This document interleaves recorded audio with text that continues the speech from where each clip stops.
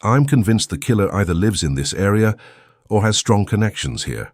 Somebody in the local community knows who it is or at least suspects them, an investigator urged, appealing directly to the public. Can you really live with 16-year-old Clare Tiltman's murder on your conscience, knowing this person might strike again? Hello and welcome to Cold Case Desk. Before we dive into today's case, please like this video, leave a comment, and subscribe to our channel for more in-depth true crime stories. Your support helps us continue investigating cold cases just like this one. Now, let's delve into the tragic case of Clare Tiltman, a brutal, unsolved murder that haunted a community for over 2 decades before justice finally prevailed. Dartford, Kent, January 18, 1993. It was a cold, damp Monday evening in the town of Greenhithe, and 16-year-old Clare Tiltman was on her way to visit a friend. Just 4 days earlier, Clare had celebrated her 16th birthday. She was an only child, beloved by her parents Cliff and Linda, and known as a bright, outgoing girl with big dreams. That night, she set out from her home on Woodward Terrace around 6:00 p.m., walking the roughly 1-mile route to her friend Victoria's house to discuss college options after their upcoming GCSE exams. Clare's parents had always been protective of their only daughter, but now that she was 16, they were allowing her a bit more independence. She enjoyed walking, and even declined an offered lift from her friend's mother that evening, preferring to make the journey on foot. Along the way, Clare stopped at a local corner shop, an off-license, to buy a pack of cigarettes. Then she continued on, heading down London Road in Greenhithe toward an area known as the Arches, a railway bridge underpass. To save time, Clare took a familiar shortcut, a small, dimly lit alleyway just off London Road near a busy roundabout. It was a fateful decision. Around 6:30 p.m., as she walked through the dark alley, a predator struck. Clare was suddenly attacked from behind by an unknown assailant wielding a large knife. The attack was frenzied and vicious. Clare was stabbed repeatedly in rapid succession, with at least 9 knife wounds inflicted on her body. Some of the stab wounds were so deep, up to 15 centimeters, that they nearly passed through her. The attack was over in moments, and the killer slipped away into the night, leaving Clare mortally wounded on the pavement. Despite her grievous injuries, Clare managed to stagger out of the alley, back toward the main road, desperately seeking help. Around 6:40 p.m., Michael Godfrey, a local man, was driving down London Road with his colleague Ron. As they neared the alley's entrance, Michael spotted something alarming on the roadside ahead. A person on their hands and knees, gasping for air and clearly in distress. Michael quickly pulled the car over and ran to help, with Ron close behind. What Michael found was a teenage girl, collapsed and bleeding profusely. Initially, he feared she might have been hit by a car in a hit-and-run accident, given her position near the road. Concerned she could have spinal injuries, Michael gently checked her back for any obvious trauma, but found none. He carefully laid the girl flat on the ground to better assess her condition. It was then that he noticed the horrifying extent of her injuries. Blood was bubbling out of her mouth and soaked across the front of her jacket and clothing. In that moment, Michael realized this was no car accident. This girl had been savagely stabbed. Ron sprinted off to the nearest pub to call 999 for an ambulance, while Michael stayed by the girl's side, doing everything he could to help. Clare was fading quickly. Within a minute, she stopped breathing altogether. Michael immediately began performing CPR on the unconscious teenager there on the cold pavement, fighting to keep her alive. Paramedics arrived swiftly and took over resuscitation efforts. Michael stayed with Clare, holding her hand as the medics cut open her vest and shirt to treat her wounds. Under the streetlights, the responders saw the full brutality she had suffered, multiple deep stab wounds to her chest and torso. Despite all efforts, it soon became clear there was nothing more they could do. Clare had lost too much blood. At approximately 7 p.m., just 4 days after her 16th birthday, Clare Tiltman was pronounced dead at the scene. Michael was left shaken and heartbroken. In interviews later, he expressed hope that in Clare's final moments she sensed somebody was with her, so she did not feel alone as life slipped away. The cruel and random nature of the attack was both shocking and terrifying. A young girl brutally murdered on a short walk in her own neighborhood. News of the horrific stabbing spread rapidly through the local community of Greenhithe and the wider Dartford area. This quiet corner of Kent was not accustomed to random violent murders, especially not an attack on a 16-year-old schoolgirl with no apparent motive. Parents clutched their children a little tighter that night, and an aura of fear and grief descended on the town. At Clare's school, Dartford Grammar School for Girls, the following morning would be one of somber disbelief. Clare's year group had been in the midst of mock GCSE exams, which meant students had different schedules and not everyone was on campus at the same time. On the morning of January 19th, a few students heard early radio news bulletins reporting that a teenage girl had been murdered in Greenhithe the night before. One classmate, Joanne, recalled listening to the radio at school and hearing that a 16-year-old girl had been killed nearby. There was a ripple of anxiety as teachers and students tried to piece together what had happened and who the victim might be. Soon, the school's head teacher learned that the victim was indeed one of their own, Clare Tiltman. Before the wider student body found out through rumors, the headmaster swiftly entered one of the classrooms and turned off the radio, realizing the devastating news was about to be confirmed.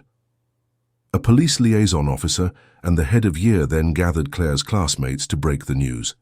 Joanne and others remember their year head standing at the front of the room, visibly shaken and holding back tears, struggling to find the words. Finally, she managed to say what no one wanted to hear. Their classmate and dear friend, Clare, had been murdered the previous evening. Shocked gasps and sobs spread through the room. Some students refused to believe it at first, hoping there was a mistake, but sadly it was true. The bright presence known affectionately as Tilts was gone. Friends later described Clare as a bright and shining star, the kind of person everyone was drawn to. She was warm, funny, and fiercely loyal, with a wicked sense of humor. Clare loved dancing to her favorite music. She was a big fan of bands like INXS and Queen, and spending time with her large circle of friends. In school, she was doing well. She had just completed her mock exams and was looking ahead to college options. In fact, she had been on her way to talk about college plans with her friend Vicky when her life was cut short. Clare's ambitions extended beyond academics. She dreamed of becoming a firefighter one day. In pursuit of that goal, she volunteered with the local Dartford fire station as part of her Duke of Edinburgh Award activities. Firefighting was an unusual career aspiration for a young woman in the early 1990s, but Clare was determined and adventurous. Her parents wholeheartedly supported her dream. Cliff and Linda Tiltman adored their daughter, and Clare absolutely idolized her parents in return. They shared one of the strongest parent-child bonds anyone had ever seen. Clare was never shy about showing affection toward her mom and dad. The Tiltmans were a tight-knit, happy family of three. Now, in one night, that family had been shattered. As news of the murder set in, Kent police moved quickly. A major inquiry was launched that very night to hunt for Clare's killer. The investigation was codenamed Operation Artist, and dozens of officers were assigned to work the case. The alley off London Road where the stabbing occurred was immediately cordoned off with police tape, and officers began conducting an exhaustive search of the area for evidence. Forensic teams scoured the narrow passageway and surrounding streets into the daylight hours, hoping to find any clue, a discarded weapon, blood drops, fibers, footprints that might lead to the perpetrator. However, the crime scene yielded very little physical evidence. The killer had struck in a dark alleyway on a cold evening, likely wearing gloves and concealing the weapon as they fled. No murder weapon was recovered at the scene. There were no immediate eyewitnesses who saw the stabbing itself. DNA profiling was in its infancy in 1993, and without obvious blood or biological evidence from a suspect, the forensic angle was limited. Investigators did find Clare's blood along the alley and where she collapsed, and they noted the pattern of her injuries. The pathologist later determined that Clare had been attacked from behind through her thick school jacket, which was found zipped up, suggesting she didn't even have time to turn or defend herself. The sheer ferocity and apparent randomness of the crime suggested this wasn't a simple robbery or an assault that escalated. It looked like a deliberate attempt to kill. With scant forensic leads, police began focusing on witness testimony and behavioral clues. They canvassed the neighborhood extensively, going door to door along London Road and nearby streets to ask if anyone saw or heard anything unusual around 6:30 p.m. that night. Over the ensuing days, more than 1,500 statements would be taken from witnesses and locals, and dozens of tips would pour in as the public grappled with the horrifying news. Early on, detectives considered the possibility that Clare's murderer might have been someone she knew. In many cases of teen girls being killed, the culprit turns out to be an acquaintance or someone with an infatuation or vendetta. Given that Clare was friendly and well-liked with no known enemies, this theory was a stretch, but investigators didn't want to rule anything out. If it was someone she knew, that might explain why she went into the alley, perhaps to meet someone or because she was lured. It also might explain the lack of forensic evidence if the killer was cautious or had a reason to approach her closely without raising alarm. Police quietly began compiling a list of all the people in Clare's life, friends, neighbors, relatives, any notable encounters, looking for anyone with motive or a history of violence. At the same time, fear gripped the community. The idea that a random killer was on the loose in Greenhithe put everyone on edge. Parents were fearful for their children's safety. Teens who once walked to school or friends' homes now sought rides or avoided going out alone. The police assured the public they were doing everything possible to find the perpetrator. Patrols were increased in the area, and local newspapers offered a $1,000 reward, a significant sum at the time, for information leading to an arrest. Within the first day or two, a few witness sightings surfaced that gave investigators something to work with. Several people reported that on the evening of January 18th, around the relevant time, they had seen a man wearing a light-colored jacket walking along London Road near the alley. This man's behavior struck some as odd or noteworthy given the timing. One witness thought he might have been hurrying or agitated. Unfortunately, because it was dark, details were scant, but the light or beige jacket stood out as a possible clue. Police did not immediately identify this man, and they urged him or anyone who knew him to come forward. Was he simply a passerby, or could he have been the killer leaving the scene? As the first few days passed with no arrest, the murder of Clare Tiltman began to draw wider attention. The senseless nature of the crime, a bubbly 16-year-old girl stabbed to death for no apparent reason, was making headlines across the country. It wasn't just a local Kent story. National media picked it up as well. This only added to the pressure on law enforcement to solve the case quickly, before the culprit had a chance to disappear or possibly strike again.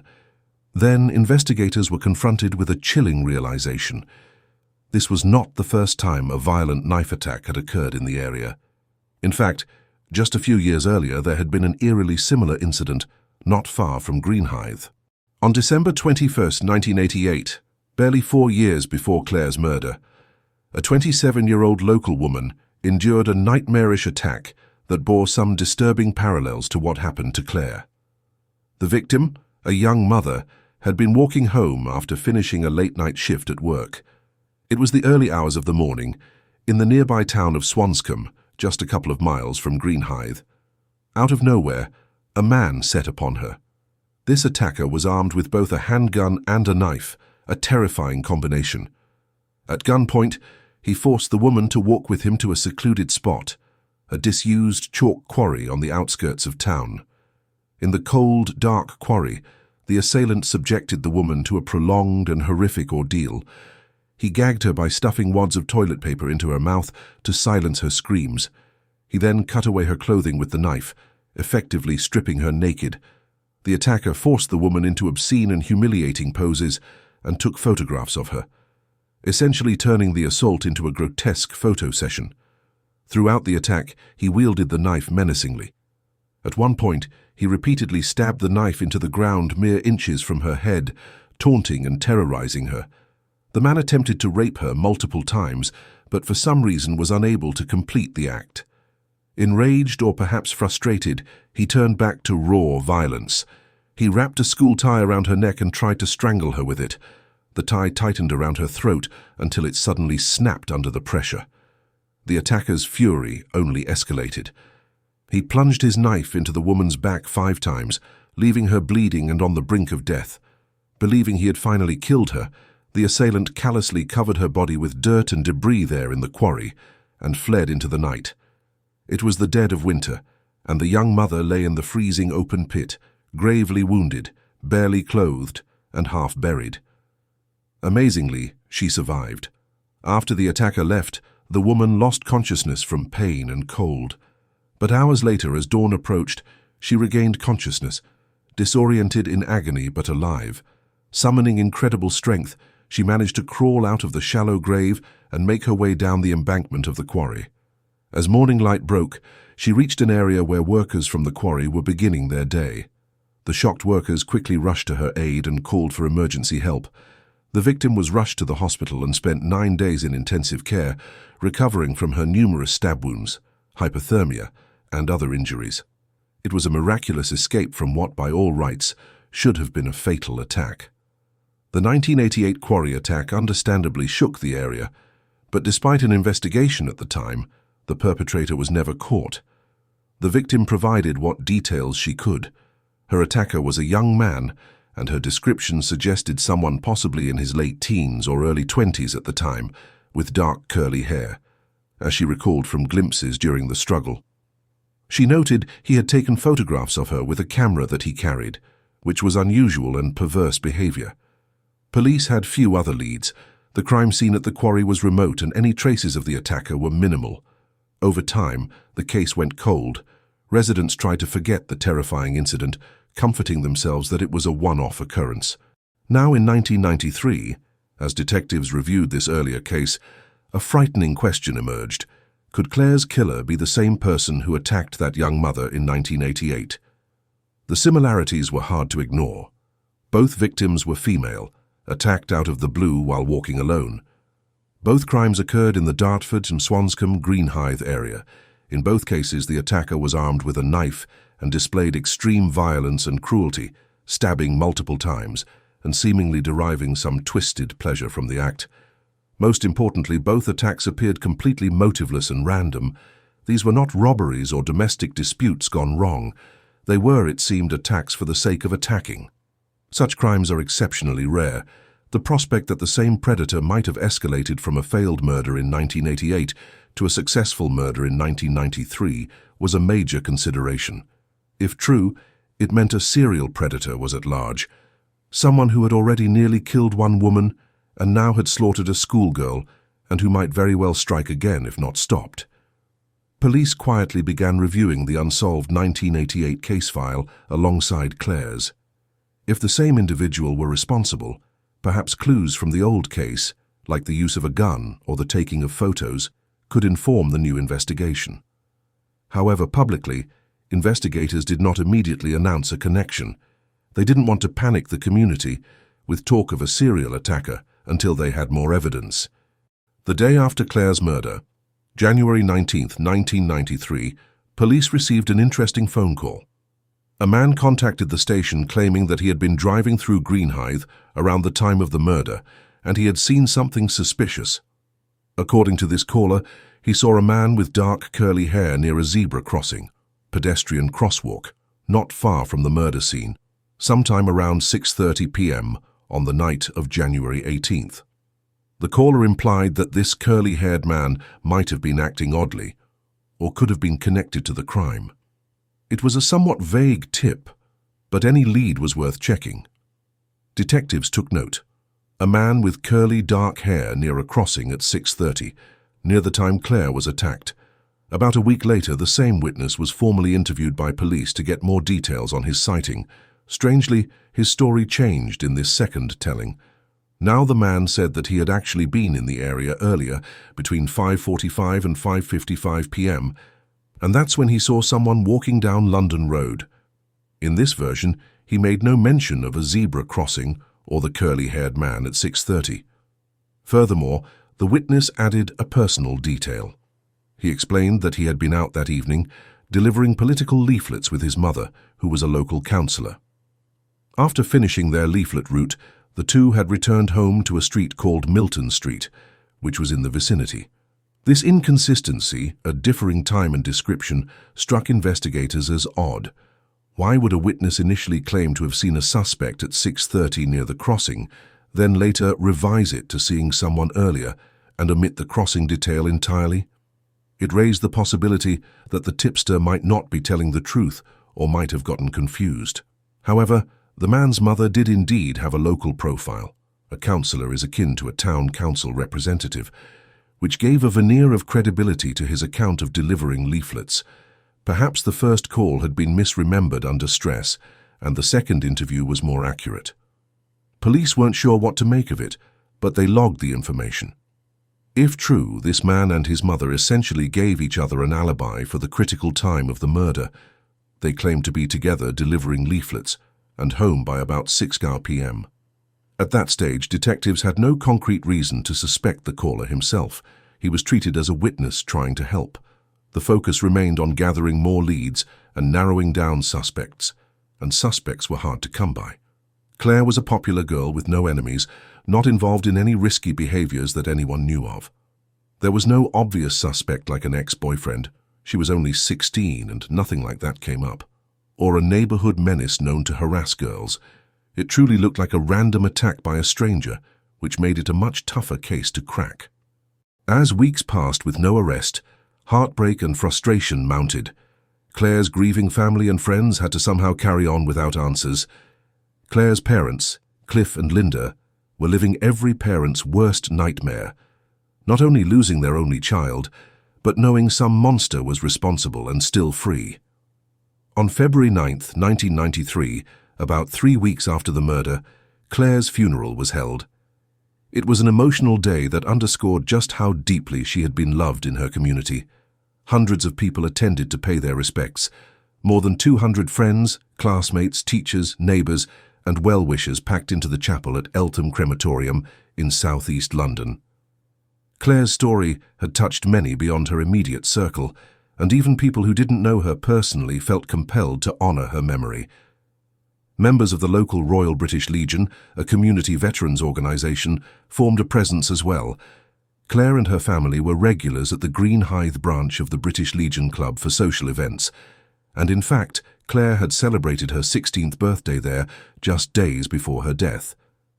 The Legion members who had joyfully sung happy birthday to her that night now came to mourn her untimely loss. Some of the detectives actively working the case also quietly attended the funeral, both to show solidarity and, in the back of their minds, to observe the crowd and watch for anyone acting strangely. It's not unheard of for killers to attend their victim's funeral, either out of twisted pride or to avoid raising suspicion. The investigators were discreetly scanning faces, wondering if Clare's murderer could be standing among the mourners. The service was heart-rending. Flowers and wreaths surrounded Clare's coffin, including tributes from her schoolmates and the fire station where she volunteered. At one point, members of the British Legion, the same friends who had sung for her birthday, performed a solemn rendition of a song in her honour, moving many to tears.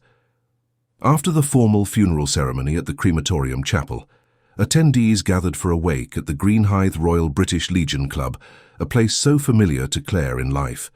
There, Cliff and Linda Tiltman, cloaked in grief, bravely spoke to some reporters about their daughter and their anguish. They also voiced a haunting worry that had plagued them since the day Clare died, the fear that her killer might have been present among the very crowd mourning her. "You look around, and you hope it's someone you don't know," Clare's mother Linda said softly. "But we don't know. I had a feeling. I kept wondering if that person was there today at her funeral. They could have been right there with us." The thought was almost too much to bear, but it had crossed her mind repeatedly. In fact, Linda confessed that she had a strong gut feeling that the murderer was indeed sitting among them at the service, sharing the same space as Clare's grieving loved ones. The idea made her skin crawl, yet she couldn't shake it. Cliff, Clare's father, struggled with similar feelings. "No parent should have to bury their child," he said, his voice breaking. Both he and Linda expressed that as much as they tried not to, they found themselves warily eyeing unfamiliar faces in the crowd, wondering if one of those eyes belonged to the person who had stabbed their daughter to death. It was an unimaginable situation, to be in the depths of mourning while simultaneously suspecting one of the mourners of being a murderer. Linda also made it crystal clear that for whatever reason the killer had, she would never, ever forgive that person. "There's no excuse for what they've done," she said firmly. That person's got to be caught. They have to pay for this. The Tiltmans were not vengeful people, but they knew that for any peace to be had, the killer had to face justice. On the night of the funeral, Kent police renewed their public appeals, urging anyone with information, however small, to come forward. Detectives still believed someone out there might know or suspect the killer's identity.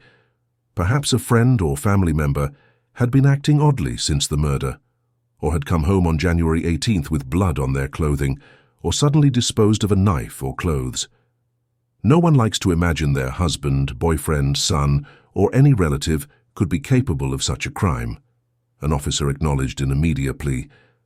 But if you have even the slightest suspicion about someone close to you, please search your conscience and come forward. We do not think this was a one-time impulse. A person who can do this once could very well do it again. The underlying message was chilling. Clare's killer was extremely dangerous and likely would remain a danger to others until caught. In fact, Clare's murder was considered so alarming that it featured on a national television program that reconstructed unsolved crimes. In early 1993, Crime Watch UK, a popular BBC TV show that solicits tips from the public by reenacting major unsolved crimes, decided to profile Clare Tiltman's case. They went to great lengths to make the reenactment realistic. Fire and ambulance crews who had been at the scene that night agreed to participate, as did some witnesses and friends, essentially playing themselves to show viewers exactly how events unfolded. The Crime Watch segment walked viewers through Clare's final walk, the discovery by Michael and Ron, and the subsequent investigation appeal. The show's presenter emphasized the senselessness of the crime, describing it as a killing for the sake of killing, and reiterated how crucial it was for anyone with knowledge to speak up. During the televised reconstruction, investigators noted that the murder weapon was a large knife, larger than a typical pocket knife or work tool someone might carry. It was an unusual weapon for everyday carry, which led police to consider that the attacker might have had a fascination or obsession with knives. A detective on the program explained, "This was a particularly savage attack. Clare was stabbed multiple times with a large blade. It's not the sort of knife you'd normally carry around for work or hobbies. We certainly can't rule out that the person responsible has a fixation with knives." The Crime Watch appeal generated a number of calls, but still no definitive breakthrough. Days turned into weeks, weeks into months, and despite exhaustive police work, Clare's case began to grow cold. The first anniversary of her murder in January 1994 came and went with no answers. It was agonizing for everyone who loved her, and unsettling for the community to know the killer was still unaccounted for. Tragically, what everyone feared would happen did happen. The violent individual who had taken Clare's life struck again, and this time the pattern all but confirmed that a serial predator was on the loose. On October 17, 1995, nearly 2 years after Clare's murder, a 20-year-old woman named Charlotte Barnard was walking alone at night near an area of Greenhithe known locally as the Arches. The Arches referred to a set of old railway arches and a disused industrial site, not far at all from the alley where Clare had been killed. In fact, it was only a few hundred yards away. Charlotte, aged 22, was passing under the railway bridge when a man suddenly appeared and grabbed her. He dragged Charlotte off the path, forcibly pulling her across the road and into the shadows of a deserted yard or building beside the Arches. Before she could process what was happening, the man began stabbing her repeatedly with a knife. It was a ferocious, frenzied assault. Charlotte would later estimate her attacker stabbed or slashed at her around 14 times. She was cut on her arms, torso, and back as she tried instinctively to shield herself. In the chaos, a thought flashed through Charlotte's mind. If she resisted too much or tried to run, he might kill her outright. She decided to try something counterintuitive. She let out a piercing scream and then collapsed to her knees, playing dead, or at least completely vulnerable. Startled by her scream and sudden collapse, for reasons only he knows, the attacker hesitated and then suddenly fled, perhaps thinking someone might have heard, or that she was no longer a threat. Charlotte's terrifying gamble had worked. Her attacker left her alive, though grievously wounded. Charlotte Barnard survived the brutal stabbing, though she was badly injured and traumatized. She couldn't get a clear look at her assailant in the dark chaos, and therefore could not provide a detailed description of the man beyond noting that he was of medium build and had been wearing some sort of light jacket. It all happened so fast that she mostly remembered the gleam of the knife and the pain of the blows. However, Charlotte's scream had indeed drawn attention. A resident nearby heard a shriek and saw a figure running. And more importantly, another witness observed a vehicle leaving the vicinity around the time of the attack. It was described as a distinctive white Ford car, specifically a white Ford Capri, speeding away from the area of the arches. This detail was immediately intriguing to the police. A white Ford Capri was not a common vehicle, and one name jumped straight to the minds of detectives: Colin Ash-Smith. Colin Ash-Smith was a local man, well known to police. In fact, he had been interviewed multiple times during the inquiry into Clare Tiltman's murder in 1993. Ash-Smith's name had come up early in the investigation, not because there was hard evidence against him at the time, but because of several circumstantial factors. Colin was a young man in his early 20s who lived in the area, Stone, near Greenhithe. He had connections to Clare through the British Legion Club. His family often socialized there, and Colin had even been present at Clare's 16th birthday gathering at the Legion just days before her death. He wasn't a close friend of Clare's, but they knew each other casually through those community events. Perhaps most noteworthy, Colin Ash-Smith was the son of two prominent local politicians. His mother, Diane Ash-Smith, was a Labour Party councillor in Swanscombe Greenhithe, and, as it happened, she became the mayor of the borough in 1995. Colin's father, Aubrey Ash-Smith, was also a one-time Labour councillor. The Ash-Smith family was generally regarded as upstanding in the community, active in local politics and civic life. On the surface, Colin seemed like a relatively ordinary young man of decent upbringing. He had a girlfriend at the time, held jobs, including working as a milk delivery man for a local dairy, and lived at home with his parents on Myrtle Place in the nearby village of Stone. But there were aspects of Colin Ash-Smith that had drawn police attention and community suspicions. For one thing, Colin had a well-known habit that unsettled many. He was obsessed with knives. Friends and acquaintances recalled that he never left home without a knife on his person. He kept a collection of at least 20 or 30 knives of various types, and he often showed them off. He also owned weapons like a crossbow, an air rifle, an air pistol, and even a replica Magnum handgun. Colin seemed to take pride in this small arsenal, sharing it with co-workers and friends as if it were a hobby. This behavior wasn't necessarily illegal, unless he carried knives in public without reason, which he often did secretly, but it certainly was unusual and disturbing in hindsight. Given his proclivity for carrying knives, Colin Ash-Smith was on the list of individuals to question when Clare was murdered.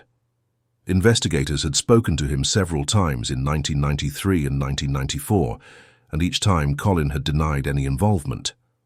He had also willingly provided an alibi. He stated that on the evening of Clare's murder, he was out delivering political leaflets with his mother, Councillor Diane Ash-Smith, and returned home around 6 p.m., well before the murder took place. Diane corroborated her son's story, saying yes, Colin was with her delivering leaflets that night and thus couldn't have been the killer. With no evidence to the contrary at that time, the police had to table Colin as just one of many leads. Now, in October 1995, with another knife attack practically on Clare's doorstep and a witness citing a white Ford belonging to Colin, the police zeroed in immediately. Colin Ash-Smith owned a white Ford Capri, which he often used for his milk delivery rounds. That car would have been distinctive enough for a neighbour to notice. The fact it was seen near an assault so similar to Clare's murder rang loud alarm bells at Kent Police. Investigators moved fast. They brought Colin in for questioning regarding the new attack on Charlotte Barnard, and they obtained a search warrant for the Ash-Smith home at 14 Myrtle Place, Stone. On searching Colin's bedroom and belongings, police discovered damning evidence. They found a large knife hidden in Colin's room, a knife that would later be confirmed as the very weapon used to stab Charlotte Barnard under the arches. Additionally, they uncovered something Colin likely never expected them to see, a collection of diaries and notebooks he had kept, dating back to the late 1980s. in which he described and fantasized about violent attacks on women. These diaries painted a dark, disturbing picture of Colin Ash-Smith's secret life and psyche. In one entry after another, Colin chronicled his violent exploits and plans. Shockingly, he admitted in writing to being the perpetrator of the 1988 quarry attack on the young mother, the very crime that had nearly faded from memory. He referred to that assault as his masterpiece and rated it 95% successful. In chilling detail, he described the scene we already know, how he abducted the woman at gunpoint, took photos of her, tried to strangle her with a tie, and stabbed her, leaving her for dead. He noted, with apparent disappointment, that he later learned from the news that the victim had survived her injuries.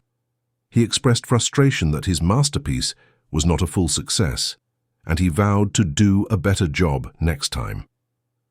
Reading through Colin's journals, investigators realized they were dealing with a predatory serial offender who had been operating in the shadows for years. He had documented plans for future attacks, complete with specific ideas and the code names for his targets. For example, one entry detailed an attempt to break into a retirement home to attack elderly residents, which Colin rated only 20% successful and wrote, "Total abysmal failure, rather not talk about it." Another entry described how he had spotted a lone woman at a deserted railway station late one night. He wrote that everything was arranged in his mind, from how he would abduct her, to where he would take her, to how he'd hide her body and escape afterward, down to the last detail. Yet when it came time to act, he bottled it, lost his nerve, and didn't go through with that particular attack. "Lucky for her I did, I suppose," he mused coldly in the diary. Perhaps most eerie were the reflections where Colin talked about how those around him perceived him. In one passage, he noted that his friends, including a mate named Joe Kingsley, jokingly nicknamed him the Swanscombe Psycho after the 1988 quarry incident made news. Colin wrote that his friends never seriously suspected him. They had no idea the nickname was more truth than joke. He bragged in writing, "In the end, I got away with it." Colin even admitted that after that 1988 attack, he had himself phoned the police anonymously to offer some misleading information and chillingly to issue a threat. He wrote, "I even rang the police and told them some details about the attack. I also said that if the victim gave any description of me, I would kill a schoolgirl." That threat now loomed large. In 1988, he warned he'd kill a schoolgirl if identified, and in 1993, Clare Tiltman, a schoolgirl, was murdered in similar brutal fashion. It was as if Colin had foretold or promised Clare's fate as vengeance, even though by all accounts, the 1988 victim hadn't publicly described him, likely because she never saw his face clearly. Nonetheless, the horrifying coincidence was noted by investigators. The trove of evidence didn't end with diaries. In Colin's white Ford Capri, police found a piece of the school tie that had been used in the 1988 attack, the very one that snapped while he strangled the quarry victim. Evidently, Colin had kept that fragment as a morbid souvenir for years. They also discovered clothes stained with blood hidden away, presumably the clothing he'd worn during one of the attacks, possibly the 1995 stabbing of Charlotte or the 1988 assault, retained as trophies. Between the recovered weapon, the diaries, and other physical evidence, the case against Colin Ash-Smith for the other two attacks, 1988 and the recent 1995 stabbing, was overwhelming. Confronted with this mountain of proof, Colin confessed to both crimes. He admitted that he was indeed the one who had attacked the 27-year-old woman in 1988 and left her for dead, and that he had stabbed Charlotte Barnard in 1995 under the arches. However, significantly, he did not confess to Clare Tiltman's murder. In fact, in his writings, nowhere did he explicitly mention Clare or the events of January 1993. The omission was conspicuous. He seemed willing to boast about his other exploits, but avoided referencing Clare's case. Perhaps even in his twisted mind he knew better than to put that on paper, or perhaps he derived some power from keeping that one to himself. Regardless, investigators had to acknowledge that they did not have direct evidence tying him to Clare's murder. Yet.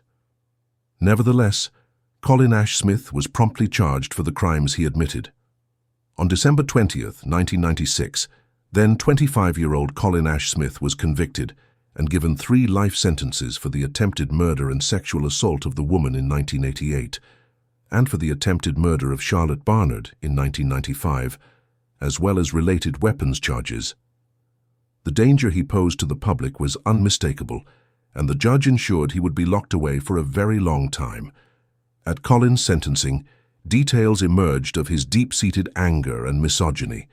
For example, regarding the 1995 attack on Charlotte Barnard, Colin explained in a disturbingly matter-of-fact tone what had driven him that night.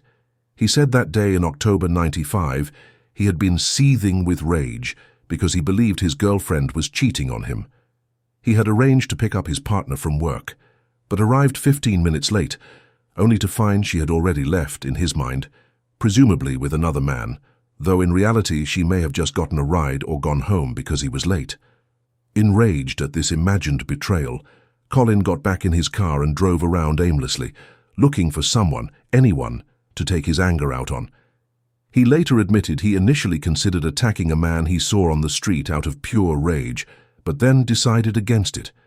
Instead, he said to himself, "I thought, a woman will do." This chilling statement laid bare how randomly he chose his victims, guided only by his own internal fury and a desire to hurt someone. Spotting Charlotte walking alone, he saw opportunity. He parked, approached, and the assault followed.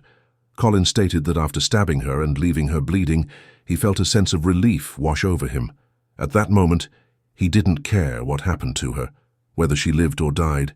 He simply needed to unleash his rage. Later, he claimed he felt a bit of a scumbag for stabbing an innocent woman who had nothing to do with his personal issues. "She should have been able to go about her business without me coming across her," he acknowledged, but these after-the-fact regrets rang hollow. Colin Ash-Smith's pattern was clear. After the 1995 attack, he coolly went home, hid the knife, cleaned himself up, and then went out to a pub to play pool as if nothing had happened. This was a remorseless predator who compartmentalized his violence and pretended to be an ordinary guy. With Colin behind bars from 1996 onward, Kent police naturally re-examined Clare Tiltman's case in that light. The similarities between Clare's murder and the attacks Colin was now convicted of were glaring. All 3 were spontaneous, vicious stabbings of women in the same geographic area. All had no clear motive beyond Colin's desire for power or rage release. Clare's murder in 1993 fit perfectly as the deadly outlier between the attempted murders of 1988 and 1995. But while Cliff and Linda Tiltman were absolutely convinced Colin was their daughter's killer, the Police and Crown Prosecution Service, CPS, did not yet have enough evidence in 1996 to charge him with Clare's murder. Yes, Colin fit the profile and was arguably the only logical suspect, but in court you need proof beyond a reasonable doubt tied to that specific crime. At that time, they lacked forensic evidence linking him to Clare, and Colin's diary had conveniently omitted that event. Still, detectives were not about to let him off the hook. They continued to gather what information they could relate it to Colin and Clare's case. Some interesting facts emerged. Colin Ash-Smith had indeed been present at Clare Tiltman's funeral in February 1993. Not only that, he had been seen wearing a light beige jacket at the funeral, the very same jacket that witnesses recalled seeing on a man near the murder scene.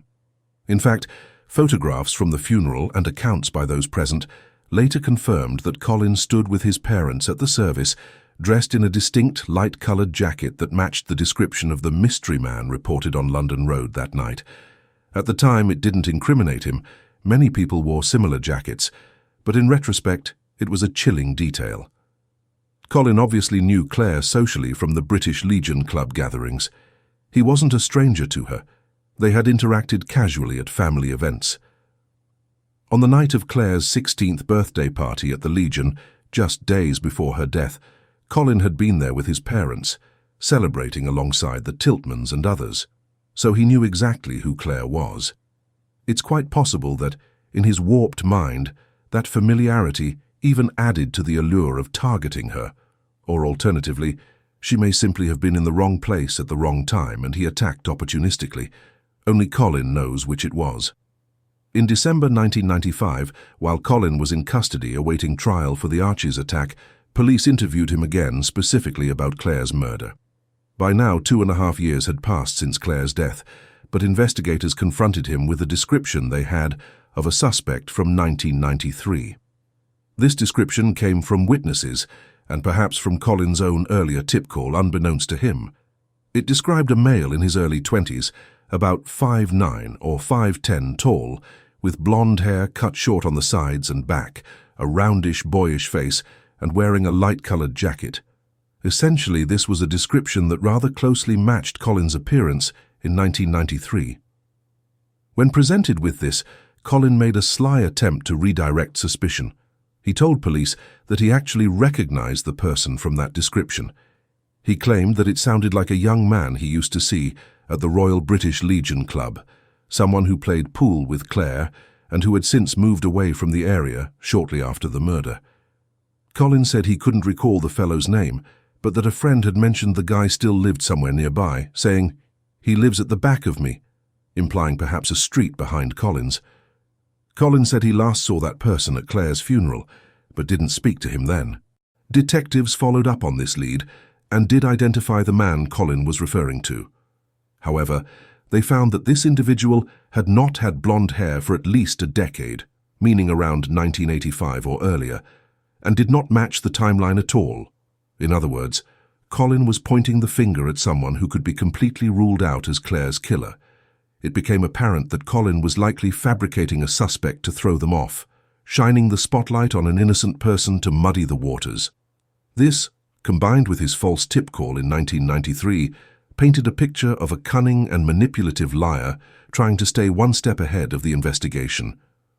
Even with all these red flags, the major obstacle remained Colin's alibi for the night of the murder. His mother, Diane, had steadfastly maintained that she was with Colin delivering Labour Party leaflets around that time and that he was home by the early evening. If true, it would make it impossible for him to have been attacking Clare at 6:30 p.m. For years, this alibi was a thorn in the side of the investigation. It was basically the word of a respected local councillor, and later mayor, defending her son. However, as police dug deeper, they began to suspect that this story was a deliberate fabrication to protect Colin. In fact, remember that bizarre tip call after the murder? The man who said he was delivering leaflets with his mum. Eventually, investigators discovered that Colin Ash-Smith himself was the mystery caller. He had staged that entire witness tip, initially saying he saw a curly-haired man at 6:30, likely to direct attention away from himself toward some phantom stranger, then revising the story to put himself and his mother in the area earlier and home before the crime, essentially establishing their alibi in the police record. It was a calculated move. By inserting himself as a witness who saw someone else and making sure to mention the leafleting, he sought to both mislead the investigation and solidify his innocence. This revelation cast his mother's alibi in a damning light. It appeared to be a coordinated lie. In 1996, while Colin awaited trial for the other attacks, the authorities finally confronted the Ash-Smith parents about their actions. It emerged that both Diane and Aubrey Ash-Smith were well aware that their son routinely carried a knife when he went out at night. After Clare's murder in 1993, at some point, Colin's father Aubrey took a particular knife away from Colin and disposed of it, fearing it might implicate his son. In 1997, Aubrey Ash-Smith was charged and convicted of perverting the course of justice for this act. A judge found that Aubrey had deliberately destroyed potential evidence by taking Colin's knife, boiling it, to remove any blood or residue, dismantling it, and then throwing the pieces away, all just before police could search their home in relation to Clare's case. Aubrey Ash-Smith was sentenced to 12 months in prison for this cover-up. The judge scolded that Aubrey's interference had potentially robbed investigators of a crucial piece of evidence that might have answered once and for all questions about Colin's involvement in Clare Tiltman's murder. Outside the courtroom, maintaining a united front, Diane Ash-Smith insisted that neither she, her husband, nor Colin had anything to do with Clare's killing. Diane herself also landed in legal trouble for her role. She had openly admitted on a television program, ITV's Meridian Focus, that she was the one who gave the order to get rid of the knife while Colin was being questioned by police. She claimed they felt harassed by detectives and feared that if the police found Colin's knife, "You know what the police are like, they'll come and put us away." By her account, she said to her husband, "For Christ's sake, get rid of that bloody knife." That incriminating statement aired on TV, virtually forcing the police to act. Diane Ash-Smith was arrested for possibly conspiring to pervert the course of justice as well. It's not clear if she was formally charged or convicted, but her on-camera admission certainly did her no favors in the court of public opinion. These revelations were deeply unsettling. Two civic leaders, one a sitting mayor, had seemingly helped obstruct a murder investigation to protect their son. It raised difficult questions about the extent to which Colin's parents knew or suspected what he had done. Did they truly believe he was innocent and fear police were framing him, or did they suspect the awful truth and choose to hide it? We may never know their full mindset, but their actions clearly signaled they prioritized their son's freedom over finding justice for Clare. Meanwhile, Colin's journals revealed more of his obsessive and predatory behavior beyond the known attacks. He had a pattern of becoming fixated on women and stalking them for weeks or months. In 2 cases, he had even broken into the homes of women he was obsessed with. One particularly disturbing episode involved a woman named Debbie Jarvis, who was the wife of a former colleague of Colin's. According to Colin's diary, which he chillingly titled his assault plans, he had developed a violent sexual fantasy around Debbie. He referred to his scheme as the Jarvis attack. One night, knowing Debbie's husband, Richard Jarvis, would be away at a meeting, Colin attempted to break into their house intending to find Debbie alone. Unbeknownst to him, Richard Jarvis ended up coming home early that night. Richard and Debbie discovered signs of a break-in. Someone had been in their bedroom. Most ominously, they found Debbie's nightdress cut into pieces and hung on the back of the bathroom door. Whoever had broken in, they did not see Colin, had prepared a staged scene, possibly intending to use those shredded clothes in an assault scenario. Colin's diary later confirmed it was him. He wrote that he had been in the full swing of his psycho state of mind during that break-in. His plan, as he detailed, was to use his knife to threaten Debbie into doing whatever he wanted, likely to sexually assault her. And he was moments away from confronting her when Richard's unexpected return forced him to flee. Colin even penned a twisted, fictional account of a sexual encounter with Debbie that was interrupted by Richard, an encounter that never actually happened, but clearly played out in his imagination. The Jarvises were horrified by the incident, and while they didn't know at the time who was responsible, it left them deeply shaken. Even behind bars after 1996, Colin's dark fantasies didn't stop. Authorities later found that in his prison cell, he had written out graphic sexual fantasies about a woman from his past, someone he barely knew in real life, but whom he had been obsessing over for nearly 2 decades. This pattern of obsessive stalking and predatory behavior underscored that Colin Ash-Smith was not just a one-off offender. He was a serial sexual predator with a propensity for extreme violence. While Colin was serving his life sentences for the 1988 and 1995 attacks, investigators did not close the book on Clare Tiltman's murder. In fact, 2 other potential suspects had been examined over the years for Clare's case as well. One was a local man named Peter Rivers. Rivers had made headlines in February 1994, about a year after Clare's death, when he strangled and stabbed his own mother to death in the home they shared on Walton Road, also in Kent. After killing his mother, Rivers died by suicide. In a note he left behind, he wrote an odd line: "M was beginning to suspect me of killing Clare." The cryptic message, M presumably referring to his mother, suggested that Rivers' mother had harbored suspicions that her son might have been involved in Clare Tiltman's murder. This was enough to put Peter Rivers on the radar as a possible suspect, at least in theory. However, with Rivers dead and no direct evidence linking him to Clare's case, it remained just a suspicion in a note. Some wondered if Rivers had been bragging falsely, or if the mother's suspicion was unfounded. Still, police had to consider it. Ultimately, after reviewing his background and the circumstances, they found no substantive connection. Rivers' crime against his mother appeared to be a tragic result of mental illness and family conflict, rather than evidence he was a roaming killer of strangers. The other notable figure was Robert Napper, a name infamous in British criminal history. Napper was a serial rapist and murderer who was active in southeast London in the early 1990s, the same period as Clare's killing. He was later identified as the man behind several brutal crimes, including the horrific murder of Rachel Nichol on Wimbledon Common in 1992. Nichol was stabbed dozens of times in front of her young son, and the 1993 murders of Samantha Bissett and her 4-year-old daughter Jasmine in Plumstead, London, a crime of unspeakable savagery. Napper was a tall, disturbed individual who carried out frenzied knife attacks and sexual assaults. However, he wasn't caught and convicted for Nichol's case until 2008, years after another man was wrongfully accused, although he was arrested in 1994 for the Bissett murders and has been institutionalized since. Napper's known crimes were sexually motivated and exceptionally violent, often involving stabbing. Because of the timing and brutality, police did explore whether Napper could have possibly been responsible for Clare Tiltman's murder. Plumstead, where Napper lived, is not extremely far from Dartford, Greenhithe, and in theory he could have travelled. Nevertheless, investigators eventually ruled Napper out.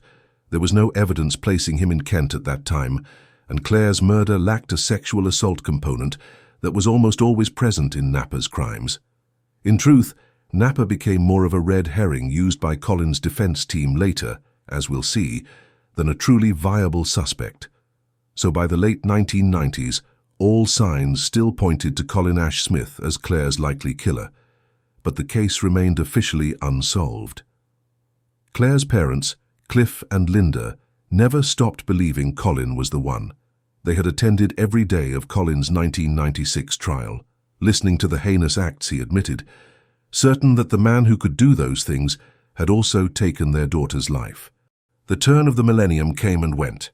Colin Ash-Smith sat in prison, serving time for the other 2 attacks, and Clare Tiltman's case lingered in limbo. It became one of Kent Police's most stubborn cold cases. The original investigation had been massive. By the end, over 2,500 statements had been taken and 20,000 names logged in the case database. The file of documents was enormous, more than 40,000 pages. Yet the key piece needed to charge Colin, or anyone, with Clare's murder remained elusive. In the community, Clare was far from forgotten. In 2003, 10 years after her death, friends and family arranged for a memorial plaque to be mounted on a wall along London Road, near the site of the alley where she was killed. It was both a tribute to Clare and a grim reminder of the unsolved crime. Unfortunately, in an appalling act of vandalism, someone later tore down and defaced the plaque, upsetting everyone who cared about Clare. The community rallied to restore it. They would not let her memory be disrespected or fade away. Clare's former schoolmates stayed in touch with her parents over the years, trying to offer comfort. Even a decade on, some of her friends and even her old teachers still sent Christmas cards to Cliff and Linda, letting them know Clare was in their thoughts. In the Tiltman home, Cliff and Linda kept an almost shrine-like display honoring their daughter. Her last school portrait hung on the wall, alongside a plaque given to her by the local fire station, thanking her for her volunteer work. There was also a framed photo of Detective Chief Inspector Owen Taylor, the original lead investigator on Clare's case. DCI Taylor had poured his heart into trying to solve Clare's murder throughout the 1990s. He was known to have worked tirelessly, well beyond the call of duty, chasing every lead. Sadly, Owen Taylor passed away in 1997 due to illness, never having achieved the goal of finding Clare's killer. The memorial plaque on London Road was actually dedicated jointly to Clare and to DCI Taylor's memory, a testament to how closely he had been associated with the case and how deeply he cared. For Cliff and Linda, the pain of not seeing justice was immense.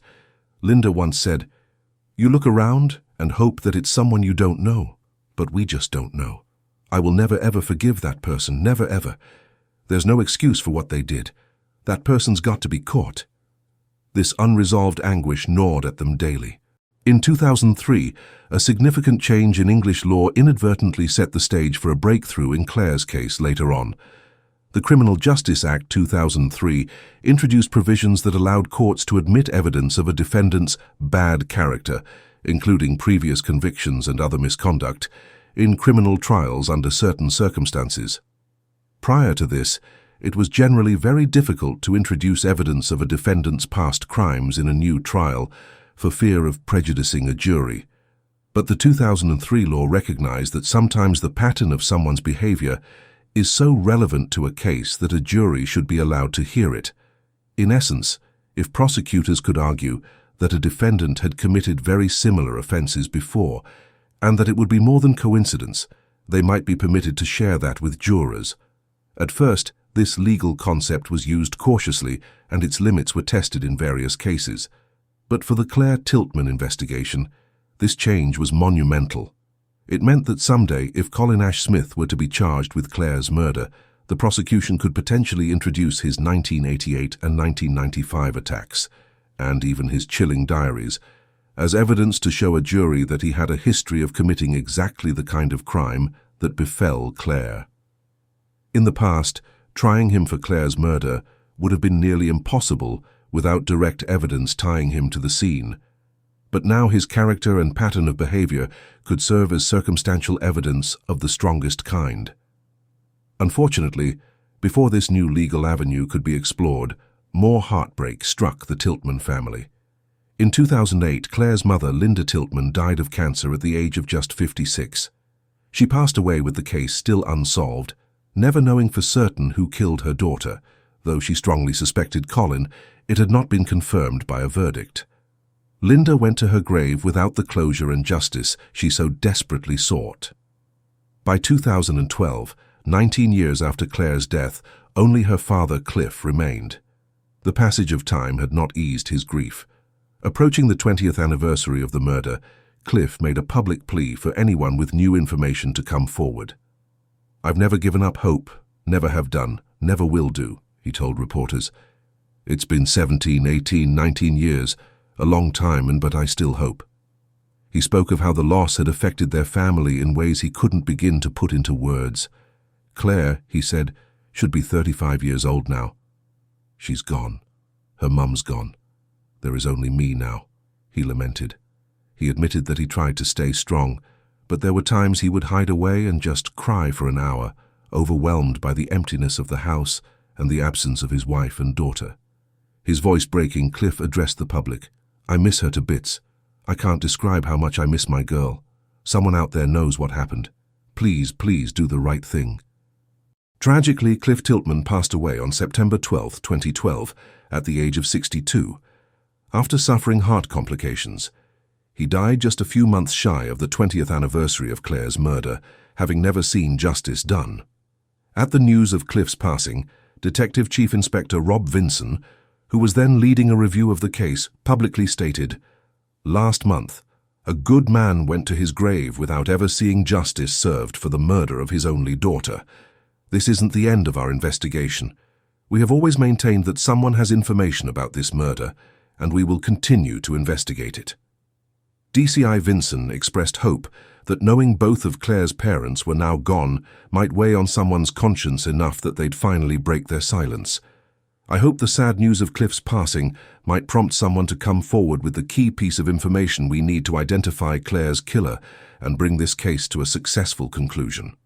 The community's support only grew stronger with time. In January 2013, on the 20th anniversary of Clare's death, a group of her childhood friends, who by now were in their mid-30s, organized a candle-lit walk along the route Clare took on the night she was killed. Dozens of people joined in the solemn procession, carrying candles through the winter evening to commemorate Clare's life and to remind everyone that the fight for justice continued. The walk ended at the very spot on London Road where Clare had collapsed, and a vigil was held there in her memory. Even the Prime Minister at that time, David Cameron, lent his voice to the appeal. He publicly urged anyone with information to come forward and pledged that the government would do whatever it could to assist the inquiry. Seeing such high-profile attention, Clare's friends were moved. One friend, Emma, noted that even after 20 years, the pain of losing Clare was still so raw for all of them. Another friend tearfully recounted the moment they learned of Clare's death in 1993, saying, "It's like we all blocked the memories out for so long, and now it's come back up to the surface. We're only just beginning to deal with it, 20 years later. The renewed attention indeed stirred up long-buried emotions, but it also galvanized the community. As one friend said at the vigil, "We want people to see we haven't forgotten. We want Clare's name back out there. We want justice for Clare." Kent Police also announced that a formal cold case review was underway. They had formed a team within the Kent and Essex Serious Crime Directorate to re-examine the case from top to bottom using fresh eyes and newer technology. Advancements in DNA and forensic techniques since 1993 were significant, so they began retesting whatever evidence had been preserved from the original investigation to see if any DNA profiles or new clues could be found. If Clare's clothing, for example, had tiny traces of the killer's DNA, modern methods might detect it even if 1990s methods could not. However, the outcome of these forensic efforts has never been prominently reported, which suggests no definitive DNA link was made. The killer likely didn't leave detectable biological evidence, or if he did, it may have been too degraded. What ultimately broke the case wasn't a new DNA hit, but rather new testimony from an old source. As part of the cold case work, detectives went to speak with a man named Stéphane Dubois, name changed for privacy, in 2013. Stéphane had served time in prison and crucially had shared a cell with Colin Ash-Smith in the early 2000s at HMP Wakefield. During that time, Stefan and Colin had talked, and Stefan had information that had not been fully appreciated until now. According to Stefan, Colin had made some very telling remarks while they were cellmates. In particular, Colin had described an incident that sounded an awful lot like Clare Tiltman's murder. Stefan recalled Colin mentioning being near a zebra crossing, pedestrian crossing, and seeing a girl, and then something in him snapped, and he attacked her. This was precisely the kind of small detail that hadn't been publicized widely. The alley where Clare was attacked was indeed just after a zebra crossing on London Road. Neither of Colin's other known attacks, 1988 or 1995, involved a zebra crossing in their narratives. So for Colin to mention a crossing in context of an attack suggested he was talking about another event, one that matched Clare's case. Stefan's statement was like a spark to the dormant case. In September 2013, armed with this new information, police executed another search warrant at the Ash-Smith family home in Myrtle Place, Stone. Even though Colin's parents had by now vacated, or at least were not active there. In fact, Colin's father, Aubrey, was still alive then, but unwell. He died in 2016, and Diane was still around too. This time, investigators combed through every nook and cranny with fresh determination. During the search, they found a notable item, a local newspaper from 1994, marking the one-year anniversary of Clare's death. Colin had kept that anniversary newspaper tucked among his possessions, almost like a trophy or keepsake. To detectives, this was further evidence of his fixation on the crime. Why else save an old newspaper about Clare's murder, unless it held personal significance to him? Neighbours watched as evidence bags were carried out of 14 Myrtle Place. Many remembered that the house had been searched before in the 1990s, but seeing it happen again nearly 20 years later was surprising. One neighbour told reporters that Colin had always been a bit of a one, always going places, and that they recalled his arrest back in 1995. Colin's father, Aubrey, still insisted to anyone who asked that his son had nothing to do with Clare's murder. The police remained tight-lipped about exactly what prompted the renewed search. They did not publicly disclose Stefan's information at the time, saying only that it was part of the ongoing inquiry into Clare's death. The cold case team began working closely with the Crown Prosecution Service, CPS, specifically Nigel Pilkington, the head of the CPS South East Complex Casework Unit. They had to build a case that could finally pass the threshold for charging Colin with Clare's murder.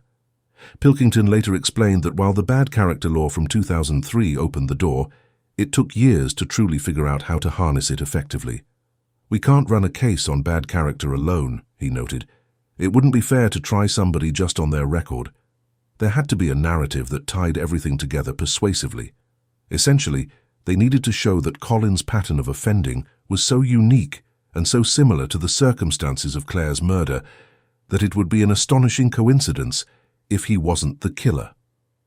By late 2013, Pilkington was convinced they had enough. The diaries and prior convictions provided a powerful signature of Colin's modus operandi. He was a man who randomly stabbed women for a sense of power and satisfaction. As Pilkington put it, "How likely is it that an attack of an almost identical nature, entirely motiveless, a frenzied knife attack on a random female, happened in the same area in 1995, and that was exactly what happened to Clare in 1993, but by a different person. The similarities are striking." Both Clare Tiltman and Charlotte Barnard were young women, stabbed around 14 times for no discernible reason, in almost the same location, just 2 years apart. The prosecution's contention would be that the person who stabbed Charlotte in 1995 was the same person who killed Clare in 1993, namely Colin Ash-Smith. Additionally, Colin's diaries detailing his fantasies and attempts, his psycho state of mind, his self-rated masterpieces, and his explicit threat to kill a schoolgirl after the 1988 attack were now admissible to show his character and pattern. On February 12, 2014, an announcement was made that sent ripples through the community. Colin Ash-Smith was being charged with the murder of Clare Tiltman. Nigel Pilkington of the CPS stated, "Following a lengthy and complex investigation by Kent Police, I have reviewed all the evidence and concluded that there is sufficient evidence, and it is in the public interest, to charge Colin Ash-Smith with Clare's murder." The timing was dramatic. Colin was scheduled for a parole hearing that very day, as he had served about 18 years of his sentences for the other crimes. Instead of the possibility of release, he was now facing a murder charge that would keep him behind bars. Detective Superintendent Rob Vinson of the Cold Case team added, "Clare Tiltman's unsolved death has remained at the forefront of our minds for over 2 decades. We never gave up, and today a major step has been taken toward getting justice for Clare." In November 2014, after 21 long years, the case of Clare Tiltman finally had its day in court. The trial of Colin Ash-Smith for Clare's murder began at Inner London Crown Court on November 6, 2014. Colin, by then 46 years old, pleaded not guilty. Despite everything, he still denied having killed Clare. The prosecution, led by QC Brian Altman, methodically laid out the case. Altman painted Colin Ash-Smith as a knife-obsessed loner who derived a twisted, warped pleasure from committing savage attacks on women. This was a killing for the sake of killing, Altman told the jury in his opening statement. Clare's murder, he said, was frenzied and remorseless, carried out by a ruthless predator who gave his victim no chance. Clare was stabbed from behind at least 9 times. It was clear the attacker's intention was purely to end her life. "Make no mistake," Altman said firmly, "her assailant attacked with nothing less than the intention of killing her." He described how the killer struck swiftly and stealthily, how Clare had no time to defend herself or escape, and how the murderer disappeared into the shadows just as efficiently as he had appeared. The prosecution emphasized the motiveless nature of the crime, a killing for killing's sake, as a hallmark trait, linking it to Ash-Smith's other attacks. The court heard about Colin's history of attacks. The jurors learned how he had nearly killed the woman in 1988, how he'd stabbed Charlotte Barnard 14 times in 1995 within yards of Clare's murder site. They heard how Ash-Smith had been in prison since 1996 for those crimes. Crucially, the prosecution was allowed to introduce Colin's own diaries and writings. Excerpts were read aloud, revealing in his own words how he fantasized about violence, how he rated his successes, and how he even once referred to himself as an animal, plagued by hatred of women who he felt had humiliated him. The jury heard that Colin would prowl on what he himself called midnight walks with knives, actively hunting for potential victims. In fact, Colin took the stand in his own defense, so some of these admissions came directly from him under oath. He spoke about his nightly outings. "I would wait for my mum and dad to go to sleep first, and then I would go out. I was 19 or 20 when I started doing it. That was the first time, in 1988. I used to do it quite regularly. I used to call them my midnight walks. I was hoping I would see someone and provoke someone into attacking me." This dubious claim that he wanted to provoke someone to attack him didn't really hold up, since in all instances it was he who attacked unprovoked, but it showed his warped self-justification. When asked why he committed the 1988 quarry attack, Colin's answer was telling, "I wanted to feel empowered, that I had control over someone, that I wasn't a doormat." It was a glimpse into the deep well of resentment and inadequacy that fueled his violence. Colin admitted to the jury that he had a complicated view of women.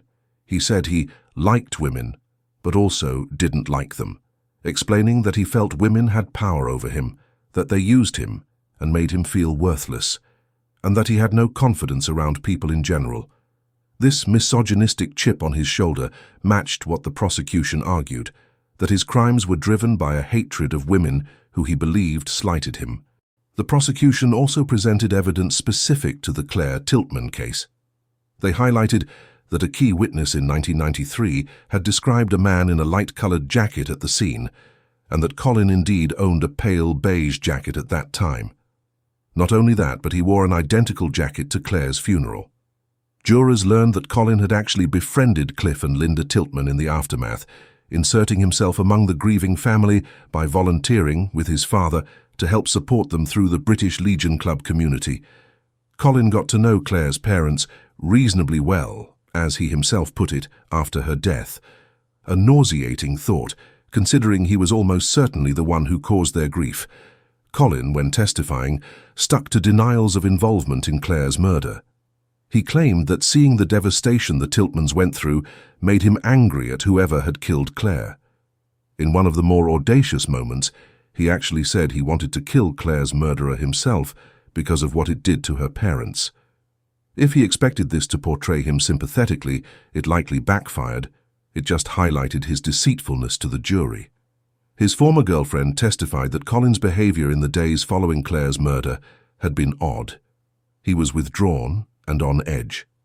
Colin tried to explain that away by saying he was simply upset like everyone else in town about what happened to Clare.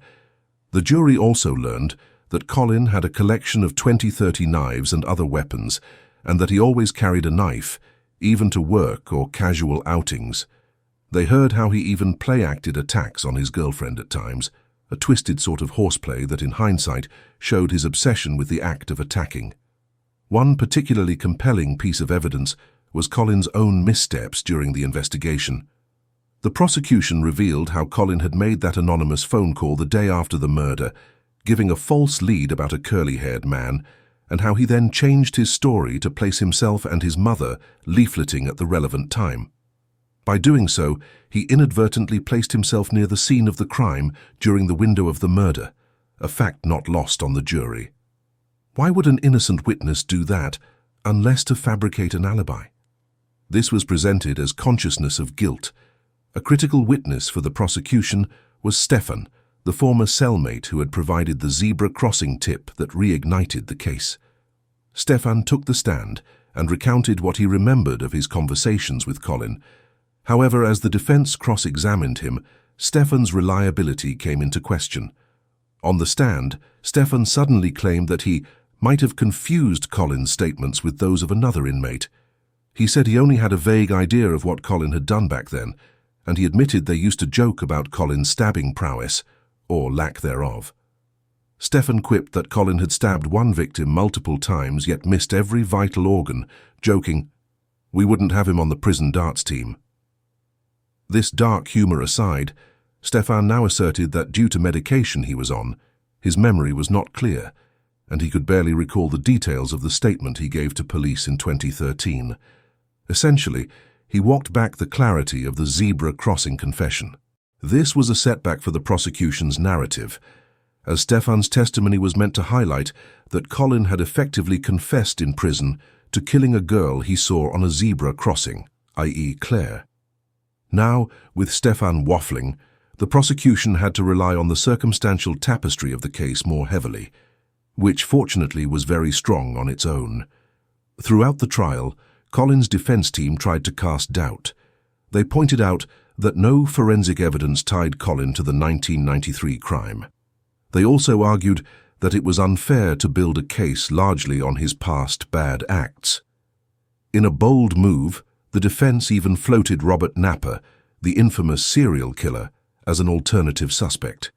They suggested that Napper, known as the Plumstead Ripper, could have been responsible for Clare's murder. After all, Napper was active in the early 90s and committed frenzied stabbings, so they intimated that maybe he wandered into Kent and killed Clare. The prosecution countered this by showing how unlikely it was.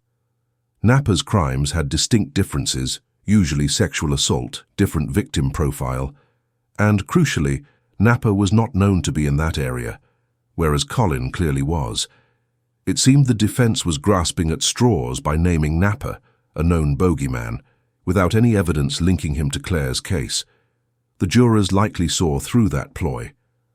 The defense also tried to downplay or explain away the diaries as mere fantasy. They wanted the jury to believe that just because Colin fantasized about violence and even attempted it other times, it didn't prove he did it to Clare. But combined with Colin's proximity, opportunity, and the earlier false alibi, the prosecution argued it very much did prove it in a circumstantial sense. Colin Ash-Smith himself continued to deny the murder. But by now, after hearing week upon week of testimony about his crimes and character, it's doubtful the jury found him credible on anything. Clare's friends and family, what family she had left, mostly extended relatives and many friends who were like family, filled the courtroom each day. In the absence of her parents, a group of her closest friends made sure to keep Clare's presence felt. Her best friend Lisa travelled all the way from Scotland to attend the trial. These friends even brought framed photographs of Cliff and Linda Tiltman to court, placing them where they could watch over the proceedings symbolically. They wanted to ensure that Clare's parents were, in spirit, part of the fight for justice, since fate had not allowed them to see this day themselves. During the trial, yet another sad event occurred. Linda Tiltman's cousin, Len, who had been a steadfast supporter and was attending the trial, suffered a stroke right there in the courtroom. The stress and emotion of revisiting Clare's brutal death and hearing the details of Colin's crimes had taken a physical toll. Len was rushed to the hospital and fortunately survived, but it added to the atmosphere of heartbreak that seemed to hover over this case. Testimony also shed light on the actions of Colin's mother, Diane, back during the initial investigation. A former mayor, Philip Crowe, testified about a peculiar meeting in 1993.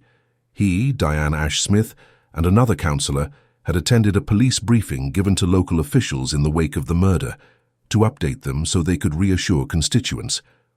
Crowe recalled that Diane kept peppering the detectives with questions about a certain vehicle. The police had mentioned they were looking for a particular car, likely referring to the white Ford seen near the alley.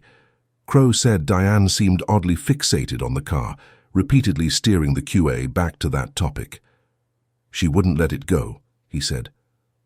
Crowe found it a bit strange that she wasn't asking more generally about the investigation or suspect profiles, but zeroing in on what the police knew about a car. This retrospectively looks like Diane was trying to gauge how much the police might suspect her son's white Ford Capri. It was another piece of the puzzle, suggesting that Colin's mother knew more, or at least feared more, than she ever admitted publicly. Other witnesses described Colin's behavior in the immediate aftermath of Clare's murder. People who knew him said he became withdrawn and sullen. Colin, who had often hung out at the British Legion Club, abruptly stopped going there after Clare's death. The reason, it seems, was because the club had put up photos of Clare in tribute, and seeing her face constantly either pricked his conscience or made him uncomfortable. Perhaps he avoided the club to dodge any slip-ups in front of those who were grieving Clare. Additionally, acquaintances noted that around that time Colin was prone to bursts of aggression and was very on edge. All of this added to the impression that his outward demeanor changed following the murder, consistent with someone who had done something terrible and was paranoid about being found out. The jury also got to hear more from Colin's diaries, thanks to the bad character evidence rules. One excerpt that resonated described how he stalked a woman at a train station and planned her abduction, only to lose his nerve. In that entry, he chillingly admitted that from a practical standpoint, he had everything planned down to the last detail: where to take the victim, how to kill and hide her, and how to get away. The only thing that saved that unknown woman was Colin's own cowardice or hesitation. "Lucky for her I bottled it," he wrote coldly. For the jury, hearing the defendant's own written words no doubt made it easier to believe he was capable of murdering Clare. After a 5-week trial, on December 11, 2014, the jury retired to deliberate. It didn't take them long, only about 3.5 hours, to reach a unanimous decision. When they returned to the courtroom, the atmosphere was tense but hopeful among Clare's supporters. Colin Ash-Smith was told to stand. The verdict was read, guilty of the murder of Clare Tiltman. Colin Ash-Smith, a man who had evaded justice for this crime for 21 years, showed no emotion as the verdict was announced. He stood there impassively, betraying nothing. For Clare's friends in the gallery, tears of relief and sorrow flowed. They had waited so long for this moment, a mixture of triumph that justice was finally done and profound sadness that neither Cliff nor Linda were alive to see it. When it came time for sentencing, Colin Ash-Smith refused to come up from the holding cell to the courtroom. In a final act of cowardice or petulance, he would not face the judge or those giving victim impact statements. He also refused to listen via video link or any audio to what was said. Essentially, he shut his ears to the consequences of his actions, as he had done all his life. The court proceeded without him. Mr. Justice Sweeney, who presided over the trial, delivered the only sentence permissible for murder: life imprisonment. He set a minimum term of 21 years, meaning Colin would not be eligible for parole until at least 21 years were served, and possibly never released if deemed too dangerous. This minimum term was to be served consecutively to the life sentences Colin was already serving for the other attacks, ensuring he wouldn't simply merge them and get out earlier. In his remarks, Justice Sweeney did not mince words about the heinousness of the crime. He stated he had no doubt this was a premeditated murder, driven by Colin's desire for a feeling of power. In so doing, the judge told Colin, in absentia, you not only ended Clare's young life, which was so full of promise, but you also caused unbearable grief and upset to her family and friends. He commended Clare's family and friends for the dignity with which they had conducted themselves through the long ordeal, noting how unjust it was that they had carried this burden for decades. The judge expressed his sorrow that Cliff and Linda did not live to see this day. He also praised the perseverance of the police and prosecutors who never gave up on the case. After the sentencing, statements prepared by Clare's loved ones were read aloud. Lisa, Clare's best friend, wrote of how not a day goes by that she doesn't think of Clare and wonder what might have been. Roger, Clare's uncle, spoke on behalf of the extended family. He said that the night Clare was murdered, all of our hopes and dreams as a family ended too. Cliff and Linda's lives were completely devastated. They never recovered from losing their only child.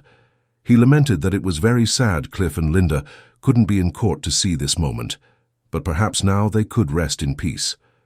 There was a sense among them that justice, though delayed, had finally been achieved. Unsurprisingly, Colin Ash-Smith wasn't content to let matters lie. He launched an appeal of his murder conviction. His lawyers argued that the trial judge, Justice Sweeney, had wrongly allowed highly prejudicial material, his previous crimes and diaries, to be shown to the jury. They contended this might have prevented a fair consideration of the murder charge on its own merits. In November 2015, the case went to the Court of Appeal. However, a panel headed by Lord Justice Davis summarily dismissed the appeal. They called Colin's case unarguable. In other words, the evidence against him was so compelling, and the legal basis for including his past was so sound under the 2003 Act, that there was no question of overturning the verdict. With that, all legal avenues were essentially exhausted. Colin Ash-Smith would remain in prison for a very long time, likely for the rest of his life, as a convicted murderer. He was already in his late 40s at conviction. The added 21-year minimum ensured he'd be an old man before even a possibility of release came up. In fact, in April 2016, when Colin's father Aubrey died, there was controversy about whether Colin should be allowed to attend the funeral under guard. Many felt he didn't deserve that compassion when he had denied the Tiltmans the chance to even live out their lives in peace. Ultimately, he did not attend. The resolution of the case, while monumental, was bittersweet. Justice had come far too late to the people who most deserved to see it. Nonetheless, Clare Tiltman's friends, the Justice for Clare group felt a profound sense of relief and accomplishment. They had campaigned for years, never letting the public or authorities forget about Clare. Now they finally could say her killer was held accountable. In a statement after the verdict, the Justice for Clare group summarized the journey. "It is nearly 22 years since Clare was cruelly taken from us at the age of just 16. Today we finally know who murdered her. What we will never understand is why." They thanked Kent Police and the CPS for never ever giving up on Clare's case. They made a point to commend certain police officers who had shown extraordinary dedication far above and beyond the call of duty over more than 2 decades, an acknowledgement of detectives like Owen Taylor, posthumously, and Rob Vinson and their teams. The friends expressed a poignant truth. "We should not be here speaking to you today. It should be Clare's parents, Linda and Cliff. Clare's murder," they said, "destroyed an entire family, and the ripples are still being felt today."